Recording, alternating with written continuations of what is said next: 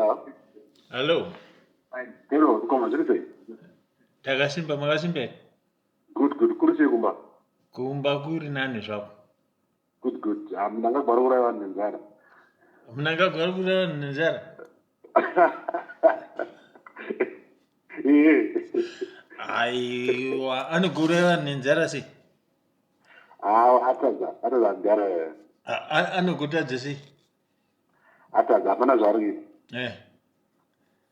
Dei nyika yedu iri nani? Yavanye nyika ine bridge 1. Ko ndigambakwe ero? Ndigambakwe. Ndigambakwe chaiye. Chaiye. Ko information iri kutenderera iyi kuti Gambakwe ari kutengesa yakamira sei?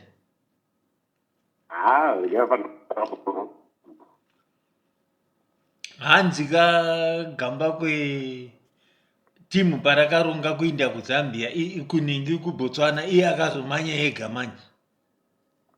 Ndozvandoita inini ndoshanda ndiri media handisiri part of mapolitical party.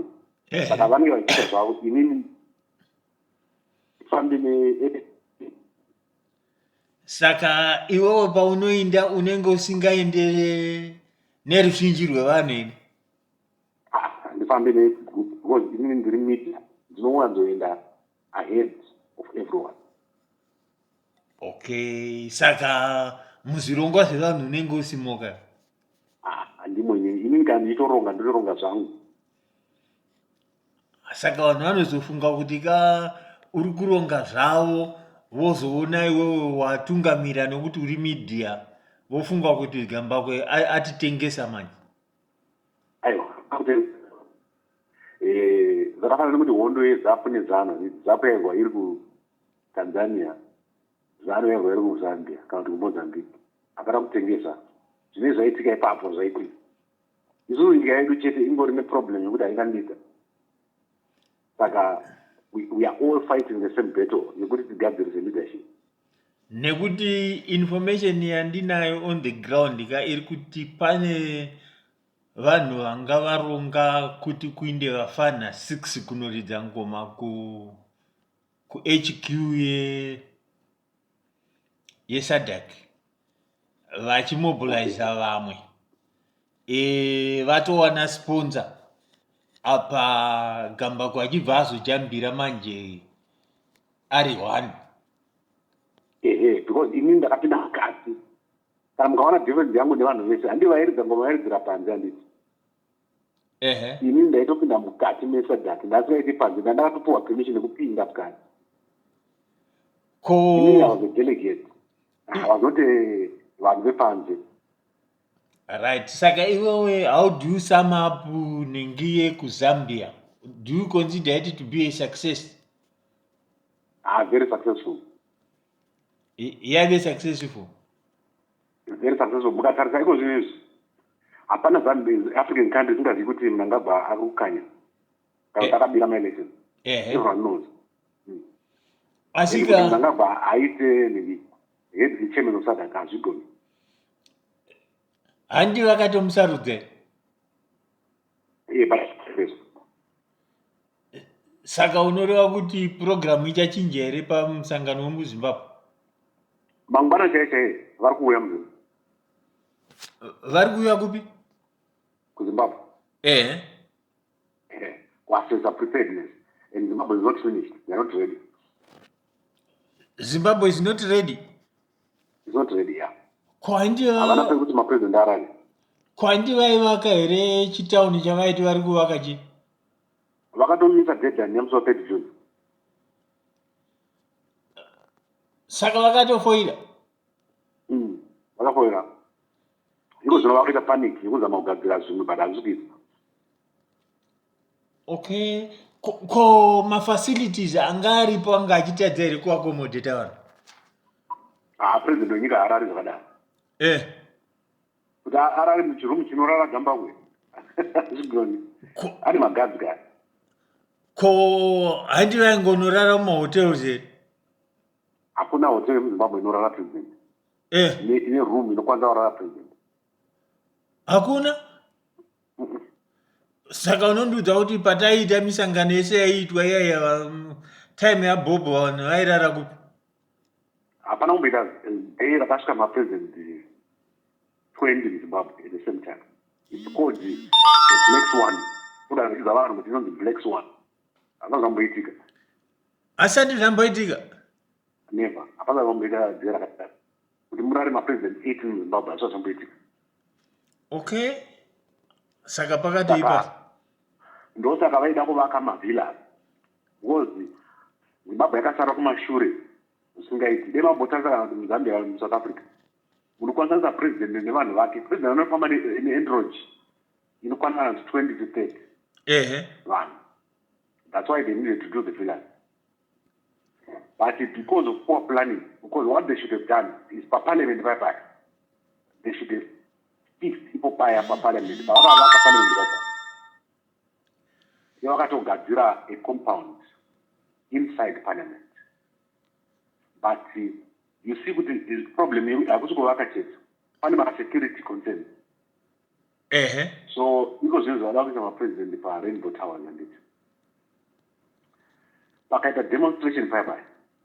Avagoni paya. Itauni yese inotsvaye. Ko information yandakaona nezuro yevanhu vakapisa matai kusaidi rekwamutare wakaiona here? Zvazvandizondozvichiza. Kwakapiswa matai kamutare road takusvika kwaMutare, saka vanhu vaifunga kuti pamwe vanhu vabva kuHarare kana kuti vaita sei, nokuti yanga iri rural area yakatsva matai muroad. Zvinhu zviri peripheral because right now remember kandokutanga zvinhu zviri international. Utu tekuti kumavillage kwatsva zvataya ndichi hazvina kana basa. Vanhu vachakonzera noise muzondana. Vanhu vachakonzera noise vanhu vasinga expect. There is a problem yekuti ana idi vakuramba dialogue kandi. Kuramba pavo dialogue koko yakwe. Ndodzungura chero because hapana kuna anonzi ngatitaurirane ndi. Oramba for no reason. Aiwa apa kuramba akakuziva kuti ndave kubviswa ichi chiri pamuromo. Aiwa hapana nobviswa. Munangaba akarecognized kubvuma tinoziva kuti kune government iripo. So chiri kudiwa paipa handi munangaba akadhinika kuti ari kustep down. Which means kuti apa akutonegotiate exit yake. But because ane mapoor advisors, haasi kuziva kuti chinhu chaanopa kunegotiate is safe exit. Aiwa makajutwa kapaipa. Akati ndiri kustepa down as a party president, haana kutaura kuti as a Zimbabwe president kapa. Ayo mawezi angori manzwi chete. Hapana munhu anorambira paipa anobviswa paipa. Obviswa nani? Vanhu varume vakawanda Zimbabwe. Iye ndiye akazvipinza here. Handakapindawo pabviswa munhu. Eka asi Mnangagwa hazi akabvisa Mugabe. Mnangagwa akazodzoka Mugabe abviswa. Don't forget kuti patimu rakabvisa Mnangagwa rakabvisa Mugabe. Iko zvino tine more than 14 mageneral agonya. Not 14. 50. Ndokupa list racho vanopinda. Over 50. Over 50 ka? Kureva kuti vese ivavo vaifungidzira kuti vangangove neconnection uyu ndo vaikudubusa. But anogona kuti asiriye aiva kudubusa. Asi achipa maorders. Aiwa, anogona ari umwe munhu aivabvisa. Saka unondiudza kuti Mujuru haana kudubuswa naMnangagwa? Aiwa, ndinotaura Mujuru akafa before zvaitika izvo. Ndiri kureva kuti Mujuru, nokuti Mujuru paakafa kapaya ndo pachiri kupisa nyaya vachiziva kuti ane mukadzi wake ane chance yekuita president. Aiwa, zvitiri kutaura historical. Ndiri kutotaura hangu zviri kumberi. kuti akarambira paposition ani haagari apalazi. Okay. Mawedzi akataura aya haaredzezeka aya. Okay. Aya haaredzezeki mukoma kuti utaure kuti ndakudzika wozorekera kudzika. Idi akatorekeza anodzika. Okay, saka program ya August yakamira sei? Ndichakupai ma-update manewana. But right now I'm going to ndikuda meeting at 8. Okay. So let's talk. Ndikuda live na 9:10. Okay. All right. Isu unoda kuti tiri present every day atimbotadzika present. Right. Tobatana ipapo. Yeah, but I'm not telling you izvi August izvi. Zvinogona kutotadza because sadaka yacho inototadza kuita muZimbabwe macho. Okay. All right. Thanks. Yeah, that's a very big possibility.